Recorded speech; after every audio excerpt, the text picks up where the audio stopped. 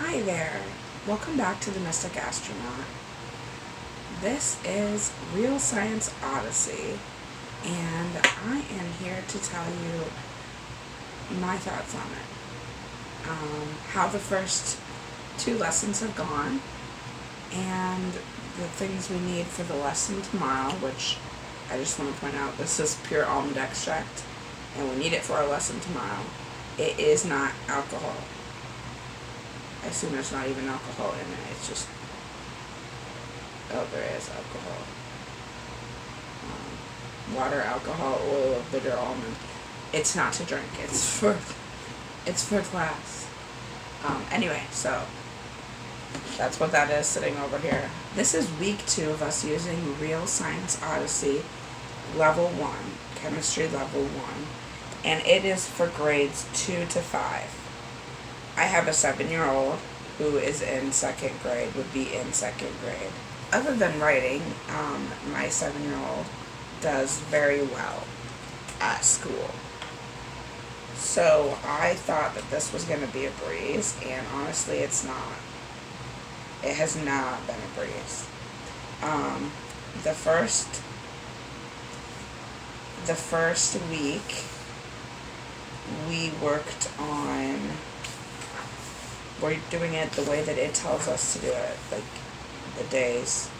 It says to do it 2 days a week. So the first week we worked on what is chemistry, Unit 1, what is chemistry. And they started you out with a cute little poem, and we were all about that. And then I just realized there's science notebooks over there, and some of the stuff is in there, but whatever. I don't know. I guess it feels like it was going to be exciting, but it wasn't. For instance, the first one we basically just ran around the house looking for chemicals and common everyday things. And I was like, oh, he'll have a lot of fun with that. Kind of, but then when you try and write down monoglycerosites, or whatever the word might be, that he had never heard of before, you get frustrated with it really quick when writing's hard for you. So I ended up doing a lot of the writing for him. I do push him when I can, but I'm not going to push him to the point of a shutdown or a meltdown. He is autistic. And I am not going to push him to the point of a shutdown or a meltdown just because the chemical he picked is literally one of the longest words I've ever had to write. But he did do pretty good with it. He just really did not enjoy it. And for me, I need more instructions. Like, it says aloud. Today you will be a chemical detective. You will be looking for chemicals and common everyday things. That shouldn't be very hard, since everything around you is made of chemicals. And then for you, it tells you the procedure. In a home situation, have students go through the house with a lab sheet and a pencil. They will look at a box of cereal and read the list of ingredients, which also is very hard. Have you seen how little they write the ingredients on those things these days? The list of ingredients of your food items is a good place to look for many of the chemicals. Cleaning fluids are a good place to look for dangerous chemicals. And then for possible answers, okay? I have heard of these: rice, granola, sugar, salt, oats. I have never heard of, this is what they have in the book, not what we wrote down. Our answers are in his science notebook, which I am not getting out right now. I've never heard of, and their answers were red dye number 50, annatto, apple puree concentrate. My kid's definitely heard of apple puree concentrate and red dye number 50. He has a friend who can't eat food with red dye in it, and a cousin. So yeah, those are things my kid knows about. He knows about ingredients. He was on a lactose-free diet for a while. He knows how to read ingredients lists. And when it was looking for chemicals he heard of, those were the ones he was looking for. The ones like that he'd heard of, not rice. So I guess that was kind of my issue with that. And the second lab last week was hard. And trying to go from this to that to this to that was hard. And Grayson wanted to participate, so I had 2 sheets going. Maybe it would have been better if I had just sat here. But you had to actually measure out the confectionery sugar, the baking powder, and the baby powder into separate dishes. Then after you label the bottom of them, label them so that you know which is which, you then have to put them into other containers to do different experiments with. Guess how many times we would forget what we had just put in? Yeah. Quite a lot. Because at first it was like, let's do all 3 at the same time. Which one do you think that was? What it has me do. Use a different spoon for each powder. Measure leveled spoon of each powder into a separate glass. And that's what we did. And then we added about 1/8 a cup of water to each powder and we stirred it. When we went to record our observations, we realized we had no idea which was which. So it bubbled, but we don't. Even though you're then supposed to rinse out those 3 glasses and use them again, I suggest labeling them. Oh, it was baking. Baking powder, baby powder, and confectionery sugar. Label them. Do it again. I like you. But this time with bigger cups. Bigger cups.